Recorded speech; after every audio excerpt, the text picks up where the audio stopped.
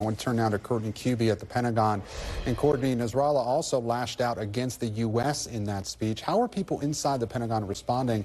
And do officials there expect Hezbollah to become more active in the war based on what we heard today?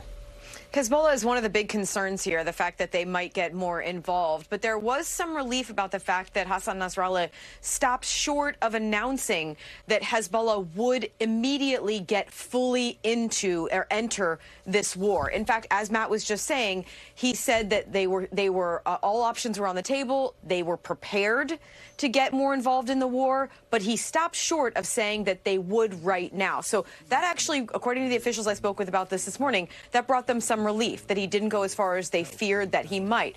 Now, the U.S. military, for their part, has sent just thousands of sailors, Marines, airmen, and soldiers forward into the region to try to stop exactly that, Gabe, to stop Hezbollah and some of these groups that may be willing or interested in getting involved in the conflict there, to stop them from doing just that, Gabe. And Courtney, you have new reporting about the U.S. flying Reaper drones over Gaza to help with hostage recovery. So what kind of intel do these drones provide?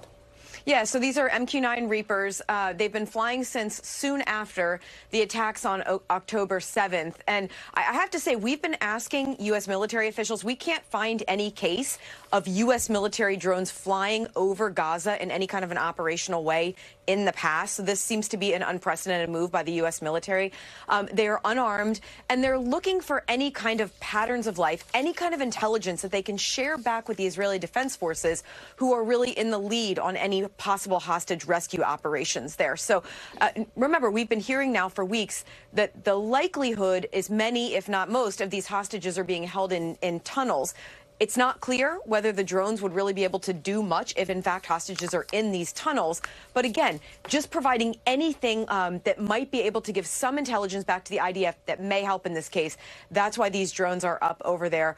We don't know a whole lot of the specifics about how many are flying or anything other than the fact that they seem to be flying largely over Gaza City and over areas where they believe that hostages may potentially have been taken, Gabe. Courtney Kube at the Pentagon with that new reporting. Courtney, thank you. Thanks for watching. Stay updated about breaking news and top stories on the NBC News app or follow us on social media.